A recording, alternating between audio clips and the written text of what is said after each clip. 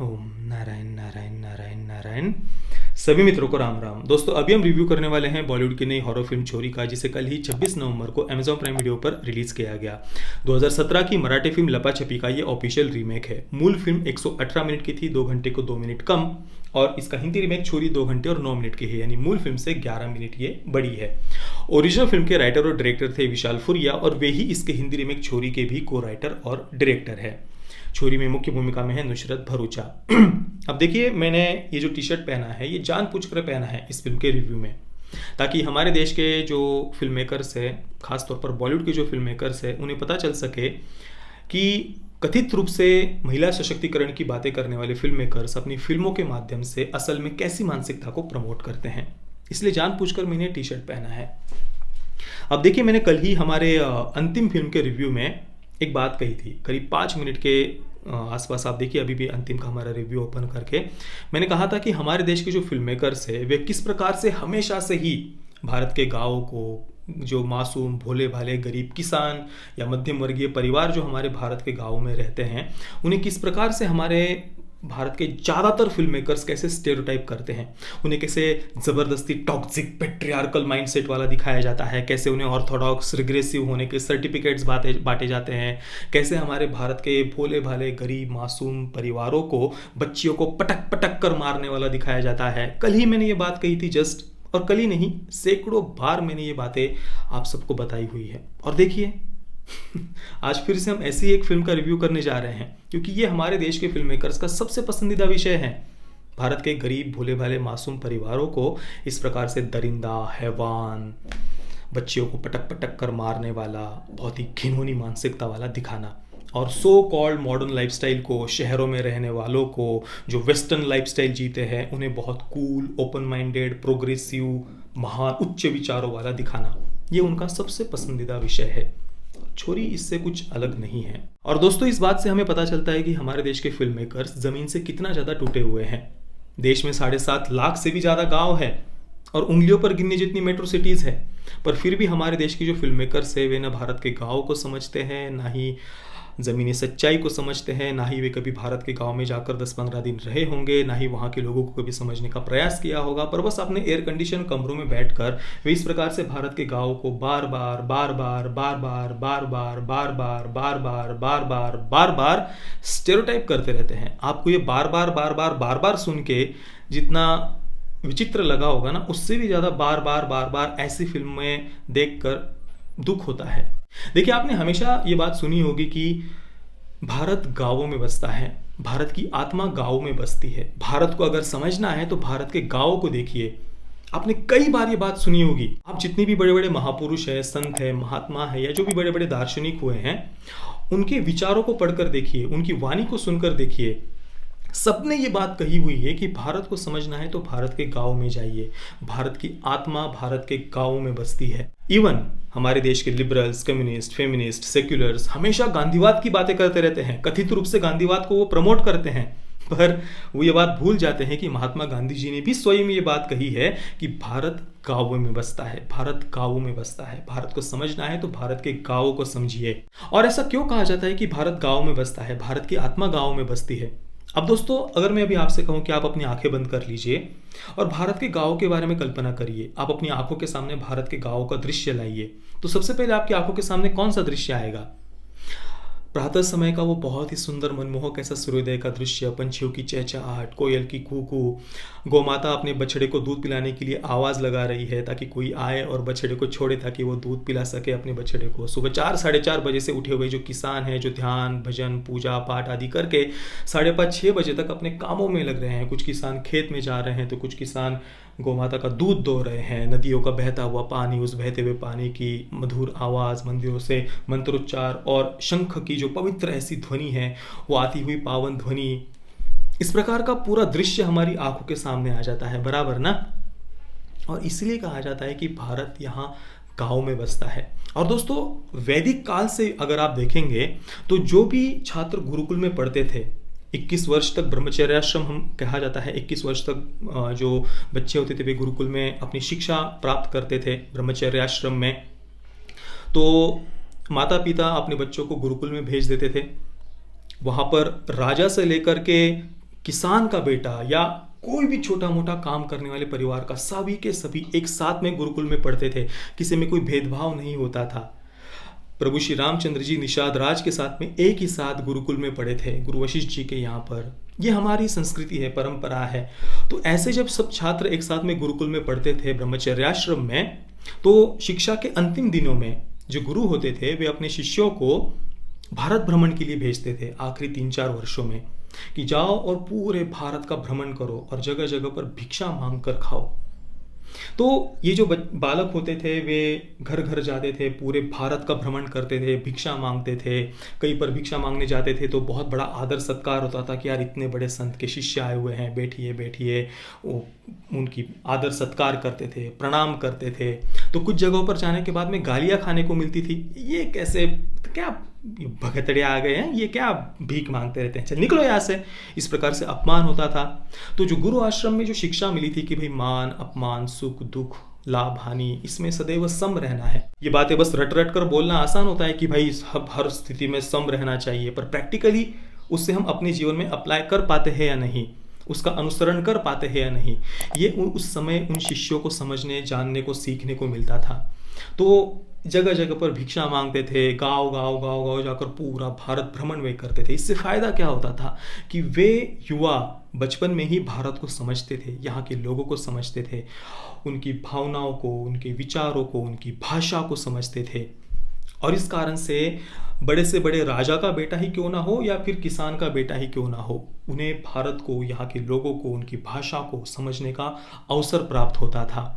उन्हें ये पता चलता था कि भले ही हमारी भाषाएं अलग अलग हो, पर किस प्रकार से हम एक ही परंपरा और एक ही संस्कृति से जुड़े हुए हैं। आदिगुरु शंकराचार्य जी ने भी मात्र 7 वर्ष की आयु में ही चारों वेदों को कंठस्थ कर लिया था, और 16 वर्ष की आयु तक तो उन्होंने सारे जितना भी उनके जो बड़े बड़े ग्रंथ थे, उपनिषदों पर जो उन्होंने बड़े बड़े भाष्य किए हुए हैं, ऐसे ग्रंथ लिखकर पूर्ण कर दिए थे उन्होंने। और अपनी शिक्षा प्राप्त करने के बाद उन्होंने जीवन में 3 बार भारत भ्रमण किया, पैदल वो भी, और भारत के 4 कोनों में 4 मठों की उन्होंने स्थापना की।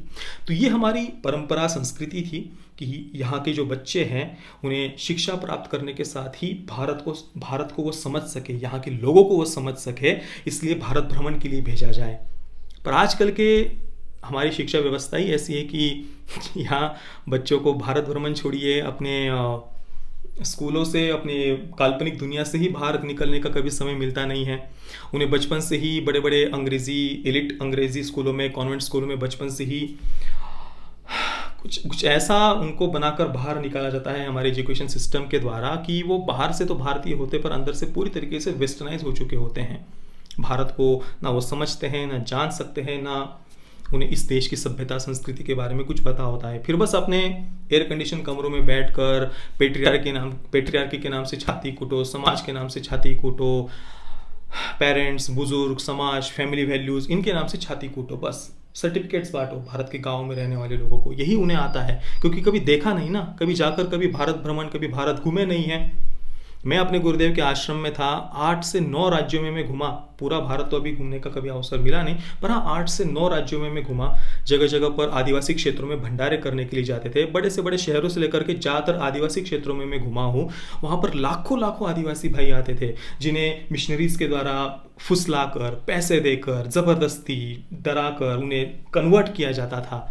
और मेरे गुरुदेव हर वर्ष लाखों लाखों उन आदिवासी क्षेत्रों के लोगों में भंडारा करते थे। माचिस के तिल्ली से लेकर के, तेल से लेकर के, अनाज से लेकर के, कंबल तक, सारी जीवन आवश्यक वस्तुएं उन लाखों लाखों आदिवासी भाइयों में, बहनों में बांटी जाती थी, परिवारों में बांटी जाती थी। तो इस प्रकार से जगह जगह पर घूमकर भारत को जब हम स्वयं देखते हैं ना, तभी बॉलीवुड वाले कितना ही प्रोपेगेंडा क्यों ना चलाएं, कितनी ही तथाकथित रूप से हमें जात पात में लड़ाने की बातें क्यों ना करें, पर जब आप खुद इतने सारे देश भर में घूमे हुए हो, जगह जगह पर घूमे हुए हो, आपने देखा हुआ हो कि किस प्रकार से लाखों लाखों लोग हमारे जब भंडारे होते थे मंदिर में, आश्रम में, जगह जगह पर आकर किस प्रकार से अपने देश और संस्कृति से, कल्चर से वे जुड़े हुए हैं। ये जब आप स्वयं खुद होकर सेवा करते हैं, समझते हैं, जानते हैं इस देश को, तब ये कितना भी प्रोपेगेंडा क्यों ना चला ले, वो बातें असर नहीं करती है। पर ऐसी फिल्में देखकर बड़ा दुख होता है कि इन फिल्मों के माध्यम से आज भी हमारे देश की युवा पीढ़ी का एक बहुत बड़ा वर्ग ऐसा है जो इन फिल्मों के माध्यम से, इन फिल्मों के चश्मे से भारत को जज करता है, भारत को देखता है। और मुझे दुख इस बात का होता है कि जो एलिट क्रिटिक्स बड़ा स्टेरियोटाइप की बातें करते रहते हैं, बार बार कैसे स्टेरियोटाइप किया जाता है बॉलीवुड की फिल्मों में, इस पर बड़े बड़े वीडियोस बनाते रहते हैं कि भाई जो मीनाक्षी सुंदरेश्वरम जैसी फिल्म में डोसा क्यों शब्द यूज़ किया, अय्यो शब्द यूज़ क्यों किया, रजनीकांत क्यों दिखाया, ये तो स्टेरियोटाइप करना हुआ दक्षिण भारत के लोगों को। पंजाब की फिल्मों में गोल्डन टेम्पल को, स्वर्ण मंदिर को क्यों दिखाया जाता है, ये एक्सेंट ऐसी क्यों दिखाई जाती है, वे इस प्रकार के इन बातों को वो स्टेरियोटाइप मानते हैं। पर दशकों से इस देश के गरीब भोले भाले मासूम किसानों को जो ये मानते हैं कि घर में बेटी का जन्म होने के बाद में लक्ष्मी ने जन्म लिया है, हम सौभाग्यशाली कि हमें बेटी हुई है, ऐसा मानने वाले जो गरीब करोड़ों ऐसे जो परिवार है, गरीब मासूम भोले भाले किसान परिवार है, उन्हें दशकों से इस प्रकार से जज करते आए हैं, ये लोग स्टेरियोटाइप करते आए हैं। पर ये उनको स्टेरियोटाइप नहीं लगता है। बस डोसा दिखा दो तो उनको लगता है कि भाई स्टेरियोटाइप हो गया। भाई ये हमारी खाद्य संस्कृति है, इसको स्टेरियोटाइप करना नहीं कहते हैं। पर ये जो सच में स्टेरियोटाइप किया जा रहा है इस देश को, इस देश के मासूम भोले भाले लोगों को, ये उनको स्टेरियोटाइप नहीं लगता है। और दोस्तों मैं ऐसा बिल्कुल भी नहीं कह रहा कि भाई हमारे देश में कोई अपराध होते ही नहीं है। अपराध दिखाना एक अलग बात होती है। अगर आपको सच में अपराध दिखाना होता तो आप उस अपराधी मानसिकता को टारगेट करते, पर आप यहां पर टारगेट कर रहे हैं इस देश की हजारों वर्ष की सभ्यता को। आप क्या कह रहे हैं कि ये इन लोगों की प्राचीन परंपरा है, प्रथा शब्द उपयोग कर रहे हैं आप कि भाई इन लोगों की ये प्रथा है, अपनी फसल अच्छी हो इसके लिए ये लोग बच्चियों को पटक कर मारते हैं, ये प्रथा है। कहाँ, मतलब कौन से लोगों की ऐसी प्रथा है? कौन से भारत के गांव में जाकर आपने देखा कि यहां पर हजारों वर्षों से ऐसे किसी प्रथा को लोग फॉलो करते आए हो, पीढ़ी दर पीढ़ी? कहां पर आपने ये देख लिया कि पीढ़ी दर पीढ़ी कुछ लोग ऐसी बातों को फॉलो करते आए हो सैकड़ों हजारों वर्षों से? तो आप इसे प्रथा कहकर इस देश की हजारों वर्ष की सभ्यता संस्कृति को टारगेट कर रहे हैं। तो आपका टारगेट वो आपराधिक मानसिकता नहीं है, आपका टारगेट इस देश की हजारों वर्ष की सभ्यता संस्कृति है, ऐसे लगता है उन बातों को देखकर। तो आप देश के सामने क्या दिखाना चाह रहे हैं? वो युवा पीढ़ी जो ना कभी भारत घूमी है, ना भारत के गांवों को जिन्होंने देखा है, जो आपकी फिल्मों के चश्मों से देश को देख रहे हैं, समझने का प्रयास कर रहे हैं, उनको आप क्या दिखा रहे हैं भारत के गांवों के बारे में, इस देश की संस्कृति के बारे में? क्या आपने ये दिखाया कि यहाँ पर बेटी का जन्म होने के बाद में कैसे गाँव में भी उत्सव मनाया जाता है, कैसे घर में लक्ष्मी ने जन्म लिया है, हम बड़े सौभाग्यशाली की बेटी हुई है, ये बातें आज भी परिवारों में कही जाती है? क्या ये आपने दिखाया? फिर 140 करोड़ की आबादी वाले देश में आपके एजेंडा को सूट करने वाली कुछ ऐसी सिलेक्टिव खबरें लेकर आप पूरे देश की सभ्यता संस्कृति को सर्टिफिकेट बांट रहे हैं, स्टेरियोटाइप कर रहे हैं। क्या यह सही है? और भाई रिपोर्ट्स की अगर हम बात करें तो भाई अभी 3 वर्ष पहले एक रिपोर्ट आई थी जिसमें कहा गया था कि भाई पूरे विश्व में महिलाएं सबसे ज्यादा भारत में असुरक्षित है, मतलब पाकिस्तान और सीरिया से भी ज्यादा भारत में महिलाएं ज्यादा असुरक्षित है। ऐसे जो रिपोर्ट्स होते हैं जो किसी एजेंडा के तहत बनाए जाते हैं इलेक्शन से पहले, और उसका यूज हमारे देश के लिबरल्स वामपंथी इलेक्शन से पहले उन रिपोर्ट्स का यूज करते हैं, उनको आप ऐसे रिपोर्ट्स का आधार बनाकर आप इस देश की सभ्यता को आप टारगेट करेंगे? मतलब ठीक है ना, आप अपराध दिखाना चाहते हैं तो अपराध को दिखाइए, पर उसकी आड़ में आप प्रथा, गांव के लोगों की परंपरा, प्रथा, ये सब बातें कहना कहां तक उचित है? यानी दोस्तों हम देखिए कहां से कहां पहुंच गए हैं। एक समय ऐसा था जो लोग इस देश को समझते थे, ऐसे जो महापुरुष थे, संत थे, महात्मा थे, दार्शनिक थे, वो ये कहते थे कि भाई भारत को समझना है तो भारत के गाँव में जाइए, भारत की आत्मा भारत के गांव में बसती है।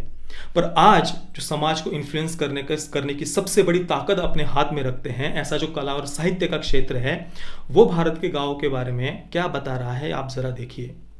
और इसलिए आवश्यक है, मैंने जो आपको भारत भ्रमण की बात बताई ना, ये इसलिए आवश्यक है कि भाई इस देश के बच्चों को भी पढ़ाई के साथ में ही ये भारत को वो घूमे, यहाँ के लोगों को वो समझे, देखे, ये कुछ होना चाहिए। इसका भी कुछ शिक्षा व्यवस्था में इसे भी ऐड किया जाना चाहिए। मैं तो कहूँगा ये आवश्यक है ताकि लोग एक दूसरे को समझे। और दोस्तों सबसे ज़्यादा प्रॉब्लमेटिक बात तो ये है कि ऐसे जो कला और साहित्य के क्षेत्र के लोग होते हैं, वे एक तरफ तो इस देश की हजारों वर्ष की सभ्यता संस्कृति को टारगेट करते हैं, टॉक्सिक पेट्रियार्कल बताते हैं, और दूसरी तरफ शहरों की जो वेस्टर्न लाइफस्टाइल है उसको कूल बताते हैं, उसको बहुत प्रोग्रेसिव बताते हैं। पर ये लोग ये भूल जाते हैं कि आज से 100-150 वर्ष पहले तक इन्हीं पश्चिमी देशों में लाखों महिलाओं को विच हंटिंग के नाम पर जिंदा जलाया जाता था। ये उनका इतिहास है। और ऐसे पश्चिमी देशों के लोगों ने जब भारत पर आक्रमण किया था, तब इसी देश की वीरांगनाओं ने, रणरागिनियों ने उन विदेशियों के दांत खट्टे किए थे। एक नहीं, कई कई वीरांगनाओं ने, रानी वेलु नाचियार जी, रानी अबक्का जी, रानी चेन्नम्मा जी, रानी दुर्गावती जी, झांसी की रानी लक्ष्मीबाई जी, ऐसी कई सारी वीरांगनाएं थी। उनके साथ में युद्ध भूमि में लाखों लाखों महिलाओं ने युद्ध लड़े थे। ये हमारी संस्कृति है, सभ्यता है। पर इसे आप जबरदस्ती टारगेट करके कुछ घटनाओं का आप सहारा लेकर उनकी आड़ में आप हजारों वर्ष की सभ्यता को टारगेट कर रहे हैं। दूसरी तरफ ऐसे कल्चर को आप प्रमोट कर रहे हैं जिनके खुद के कल्चर में आज से 100-150 वर्ष पहले तक लाखों लाखों महिलाओं को जिंदा जलाया जाता था। जहां खुद आज से 80-90 वर्ष पहले तक महिलाओं को वोटिंग का तक अधिकार नहीं था। महिलाओं को रस्तों पर आना पड़ा था वोट के अधिकार के लिए। तो कला और साहित्य के क्षेत्र के माध्यम से कितने जल्दी नैरेटिव चेंज किए जाते हैं, ये जरा आप देखिए दोस्तों।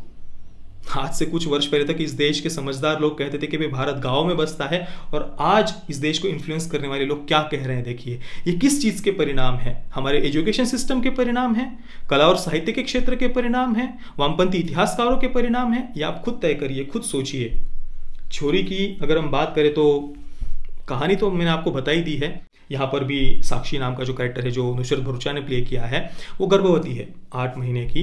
तो साक्षी का जो पति है उसके ऊपर कुछ कर्जा वगैरह होता है, उसको कुछ लोग मारने के लिए आते हैं। तो साक्षी अपने पति के साथ में भागकर गांव में आ जाती है। पहले वो शहर में रह रहे थे, मॉडर्न लाइफस्टाइल जी रहे थे, पर वहां से भागकर अभी वो गांव में आ गए हैं। गांव में गन्नों के खेत के बीच में एक घर है छोटा सा, और इतना बड़ा वो गन्ने का खेत है कि चारों तरफ से वो घिरा हुआ है घर।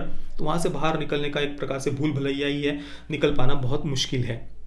तो वहाँ जाने के बाद में पता चलता है कि ये जो गांव है, इस गांव की परंपरा थी, प्रथा थी कि हरे भरे खेत होने के लिए बच्चियों को पटक पटक कर मारना। एक तांत्रिक दिखाया गया है, उस तांत्रिक को मतलब इस प्रकार की कुछ विधियाँ वगैरह करते हुए दिखाया है। बस वही सब कहानियां कि गांव के लोग कैसे बच्चियों को पटक पटक कर मारते हैं, कुएं में फेंक देते हैं। साक्षी फिर वहां से कैसे बचकर निकलती है, उस घर का इतिहास क्या है, वहां फिर क्या हुआ था, उसे जो बच्चे और एक महिला का जो आत्मा वगैरह जो उसे वहां पर दिखाई दे रही है, वो क्यों दिखाई दे रही है, इसके पीछे का इतिहास क्या है, ये सब बातें उसे कैसे पता चलती है और वहां से वो बाहर कैसे निकलती है। ये कुल मिलाकर फिल्म की कहानी है। अब फिल्म में गाँव का चित्रण कैसे किया गया है, इस पर तो हमने काफ़ी लंबी चौड़ी बात कर ली। रही बात मेरे एक्सपीरियंस की, तो फिल्म एक्सट्रीमली डल थी। मतलब फिल्म की शुरुआत में ही हमें पता चल जाता है कि फिल्म हमें कहाँ लेकर के जाने वाली है। बहुत ही प्रिडिक्टेबल सी फिल्म की कहानी थी, पर फिर भी 2 घंटे और 9 मिनट तक उन्होंने कहानी को खींचा है।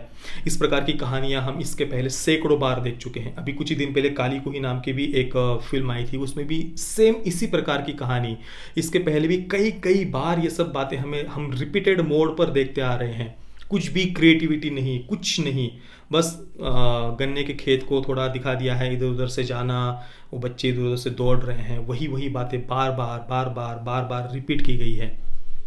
पता नहीं 2 घंटे और 9 मिनट तक इस फिल्म को क्यों खींचा गया। यही बात आधे घंटे में भी, मैक्सिमम वो भी ज़्यादा से ज़्यादा आधे घंटे में इस कहानी को खत्म किया जा सकता था। अब दोस्तों वीडियो बहुत बड़ा हो गया है, पर फिर भी एक और बात मैं यहाँ पर कहना चाहता हूँ।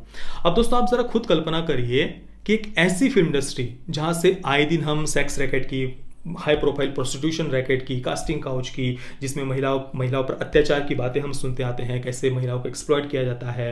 कई तरह से फिल्म मेकर्स है जिन पर रेप के आरोप लगे हुए हैं, 1 से ज़्यादा लड़कियों के रेप के आरोप लगे हुए हैं, पर कुछ ही दिन के बाद हम सुनते हैं कि भाई इंटरनल कमेटी के द्वारा उनको क्लीन चिट दे दी जाती है। ये फिल्म इंडस्ट्री फिर से उन्हीं फिल्म मेकर्स के साथ काम करती है। ये सब बातें हम सुनते आए हैं। और आप ज़रा कल्पना करिए, इंटरनल कमेटी ये क्या होता है? फिर तो हर गली चौराहे नुक्कड़ पर ऑफिसेस में इंटरनल कमेटियां बिठा दो, न्याय व्यवस्था की कोई आवश्यकता ही नहीं है। पर इस फिल्म इंडस्ट्री में ऐसी बातें हम सुनते हैं। फिल्म मेकर्स पर 1 से ज़्यादा लड़कियों के द्वारा रेप के आरोप लगते हैं, सो कॉल्ड इंटरनल कमेटी के द्वारा क्लीन चिट दे दी जाती है। उन्हीं फिल्म मेकर्स के साथ ये फिल्म इंडस्ट्री काम करती है। महिलाओं पर अत्याचार के किस प्रकार से अपनी फिल्मों में ये लोग पैसे कमाने के लिए महिलाओं को ऑब्जेक्टिफाई करते हैं, सेक्सुअलाइज करते हैं, उनके गुप्तांगों के उभारों पर कैसे कैमरा घुमा कर ये लोग फिल्में बनाते हैं। क्या ये बातें किसी से छुपी हुई है? अब जरा आप खुद कल्पना करिए, ऐसी फिल्म इंडस्ट्री के लिए सबसे बड़ा दुश्मन कौन होगा? ऐसी फिल्म इंडस्ट्री किसे अपना सबसे बड़ा दुश्मन मानती होगी? किसे अपना उनका सबसे बड़ा टारगेट कौन होगा?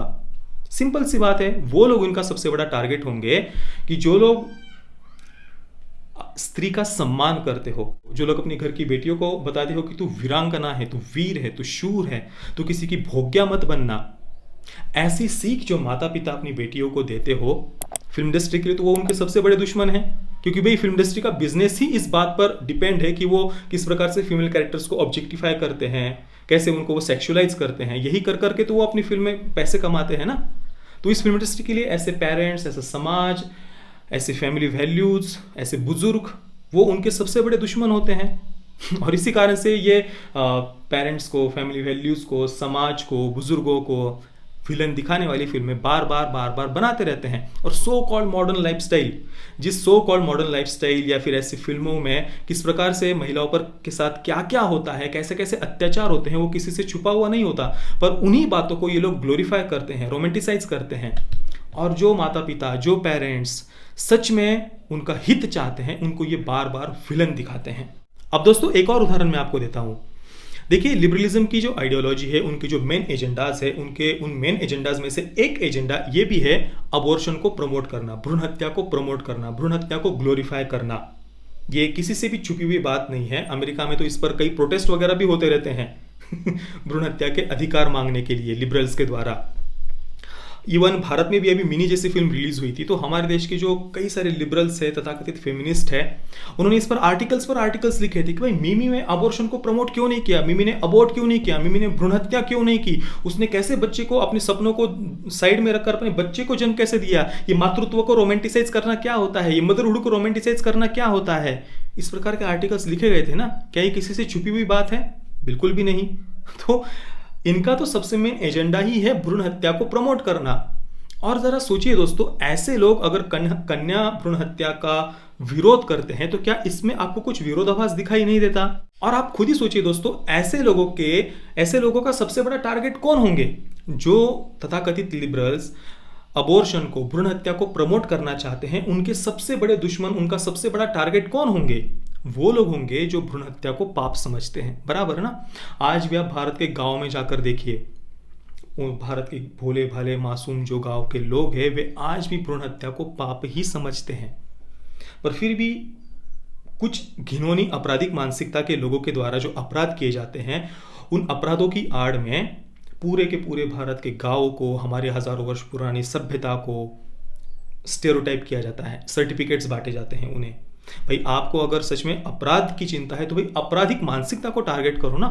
ये प्रथा है, ये परंपरा है हजारों वर्ष की, सैकड़ों वर्ष की, ये सब बातें क्यों? ये प्रॉब्लमेटिक है। अब दोस्तों वीडियो के अंत में एक प्रश्न मैं यहाँ पर पूछना चाहता हूँ। मैं आशा करता हूँ कि आप सभी मित्र उसका उत्तर अवश्य देंगे। युवावस्था की उच्छृंखलता के कारण, इंद्रिय संयम ना रखने के कारण कई बार शारीरिक संबंध रखने के बाद में कई युवतियां नाबालिग होते हुए या काफ़ी कम आयु में ही गर्भवती हो जाती है। उसके बाद में जो बच्चे का जन्म होता है, उनमें से कई बच्चों को वेस्टर्न कंट्रीज़ में फॉस्टर होम्स में छोड़ दिया जाता है, अनाथ आश्रम में छोड़ दिया जाता है, कॉन्वेंट्स में छोड़ दिया जाता है, या कचरे के डब्बे में तक फेंक दिया जाता है। अब मैं यहाँ पर पूछना चाहता हूँ, ऐसे जो युवा होते हैं, जो इंद्रिय संयम नहीं रखते, युवावस्था की उच्छृंखलता में बह जाते हैं, वे लिबरल होते हैं या फिर संस्कृति का सम्मान करने वाले होते हैं, जिन्हें ये कंजर्वेटिव कहते हैं? बस ये एक प्रश्न मैं यहाँ पर पूछना चाहता हूँ। बाकी मैं छोरी को दूंगा 2 out of 10 stars. Parental guidance की बात करें तो फिल्म को यूएस सर्टिफिकेट दिया हुआ है, 13+ की रेटिंग है। तो सेंसर बोर्ड के अनुसार तो अगर आप परिवार के साथ देखना चाहें तो देख सकते हैं। फिल्म में कोई न्यूडिटी नहीं है, कुछ वायलेंस के जिंदा जलाने के वजह से कुछ अडल्ट टोन है, तो बच्चों के साथ तो मैं कम से कम इसे सजेस्ट नहीं करूंगा। बाकी आपने अगर फिल्म को देखा है तो आपका एक्सपीरियंस कैसा रहा, प्लीज़ मुझे अपने नीचे कमेंट में अवश्य बताइए। ये वीडियो देखने के लिए आप सभी मित्रों का बहुत बहुत धन्यवाद। जय श्री राम, वंदे मातरम।